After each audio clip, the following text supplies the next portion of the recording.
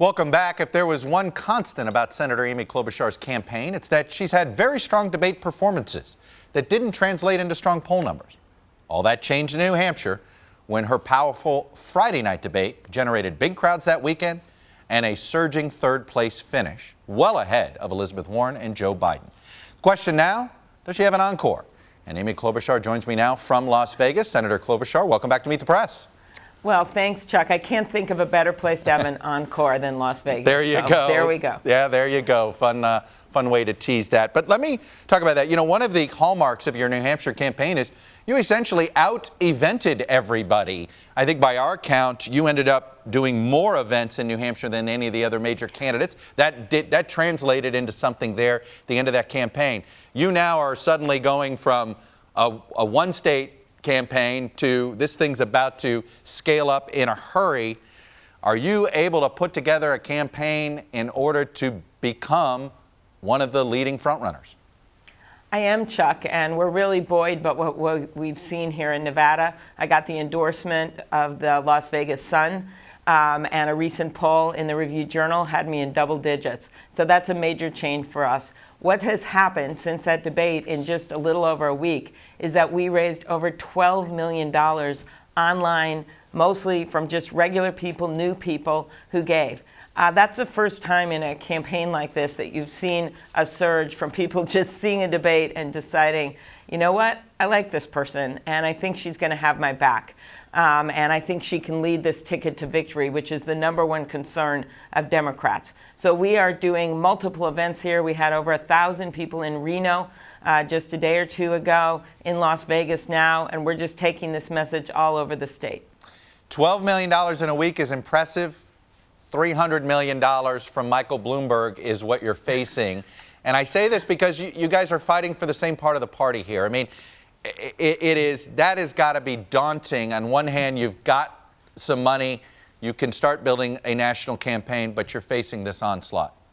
Yeah, I mean, honestly, is it daunting? Yes, because I do things like go on your show, take tough questions, and then at the same time, he is running more ads on whatever he wants during that same time.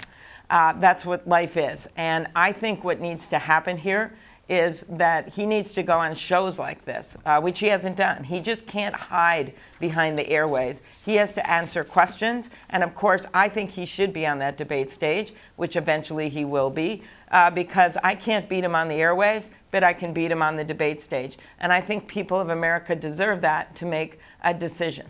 You know, when you look at the New Hampshire exit poll, you saw that the sort of non-Sanders wing of the party, whatever we want to call this, the pragmatist, the centrist, whatever title you want to give to it, it is larger than what Sanders had.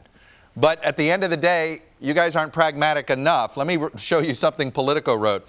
The pragmatic, compromising Democratic moderates apparently can't pragmatically agree to compromise on a preferred presidential candidate. Instead, they have handed their ideological intra-party nemesis, Sanders, the bragging rights in the first two contests, even as he hasn't touched 30% of the vote in either. If you guys don't coalesce around somebody, he could be the leading delegate guy after Super Tuesday, and there's suddenly not enough delegates left to stop him. I don't see it that way at all, Chuck. This is a primary, and we're not going to go back in some back room, 3 or 4 people, and just say, okay, you got it, I don't. We're competing, and the voters of this country get to make that decision. And eventually people will drop out of this race, but right now this is a competition, and that's how it should be.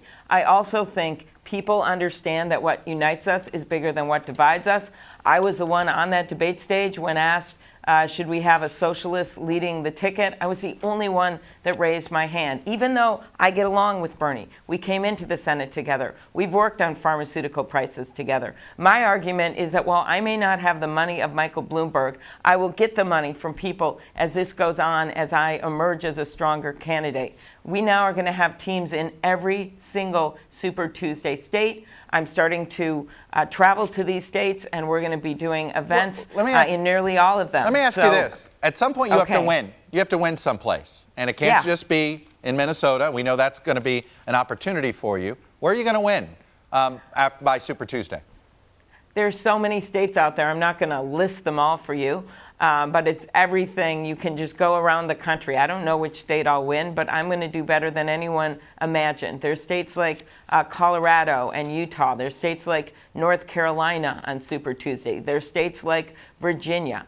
I can go around the map with you, but right now, who knows who's going to win, because a lot of us are clustered together in the polls. I don't have the biggest name ID or the biggest bank account, but I have this ability to bring people with me, and that's what you're seeing slowly but surely in every single state. And by the way, when the Mayor Bloomberg and the president were going at each other on Twitter, when the president claimed that the mayor was 5'4" and the mayor said no, he's taller, I am the only one that has the claim to be 5'4" in this race. The only one. You take that, President Trump, I guess, on that front. Let me ask you about Michael Bloomberg. Can you envision supporting him as the Democratic nominee, somebody who's been a Democrat, I think, only for a couple of years? I have been very clear that I am going to support whoever comes out of that convention, who is our Democratic nominee. If he is the one that emerges from that convention, I would support him. I still do not think he is the best candidate for our country. I don't think that people look at the guy in the White House and say, oh, let's get someone richer. I think my background, where Donald Trump got $413 million from his dad in the course of his career, and my grandpa saved money in a coffee can in the basement to send my dad to a community college as he worked in the mines his whole life. You can't fit $413 million in a coffee can in the basement. I would also add the Midwest is not flyover country to me.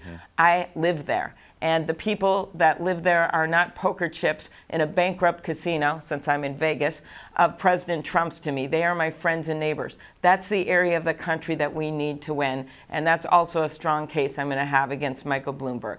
If you're the Democratic nominee, are you going to be comfortable accepting funding help in different ways and from Michael Bloomberg? You know, there's a lot of progressive and Democratic groups that have received a lot of money from him over the years. What is the price of that money in your mind? Right now, I'm just focused on our own campaign, and that is based and fueled so much by those small contributions at amyklobuchar.com that's allowed me to compete a modicum of money to be able to compete on the airwaves with Mayor Bloomberg and others. That, to me, is where I am focused. I believe in the future that, of course, when we get a nominee, there is going to be enough money because of the incredible interest of people in this country, not just fired up Democrats, but also independents and moderate Republicans, like I brought in New Hampshire, like I'm going to bring in Nevada. They also want to see a change in the White House, and they don't agree with everything that's said on that debate stage, but they agree with me when it comes to a decency check and a patriotism check, even though they may not agree with everything on that debate stage.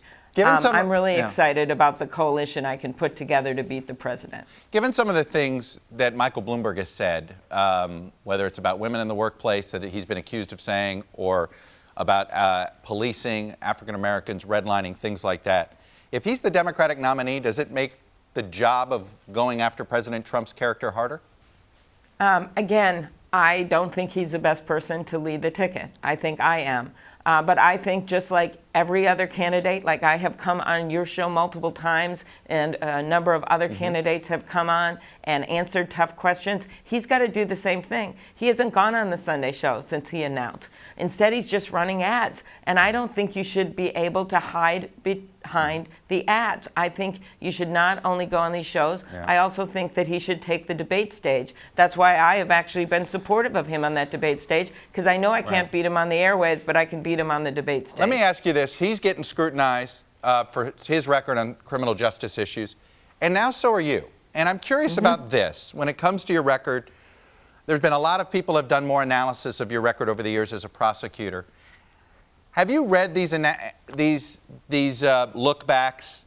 And if you have you sort of winced? Do you look back at your career and think, boy, there are some things, but if I knew then what I know now, maybe I'd be a different prosecutor. Maybe I wouldn't have put so much trust always in law enforcement and what they say on the witness stand versus what somebody else says. Do you at all acknowledge that maybe your record deserves a different look?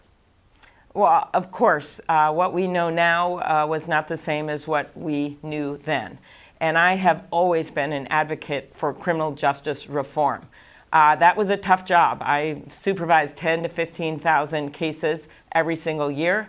And we did a lot of good work, and I was proud of our office. But we know that there is systematic racism in the criminal justice system. And the answer is, of course, something that I worked on when I had that job before being in the Senate, is diversifying the office. It is doing things like videotaping interrogation, something I advocated for and we had in Minnesota.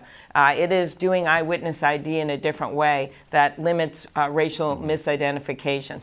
It is what we're doing now in the Senate, where I've been a co-sponsor of the First Step Act to reduce nonviolent sentences. And as president, for good or bad, I think having someone that's actually led on these issues will be a good thing, because I will be able to get that clemency board in place and move on to the Second Step Act, because I have a deep understanding of the goods and the bads of the criminal justice system. Senator Amy Klobuchar, Democrat from Minnesota, thank you for coming on, getting up extraordinarily early today and sharing your views. Thanks very much. All good. All right. Thanks, Chuck.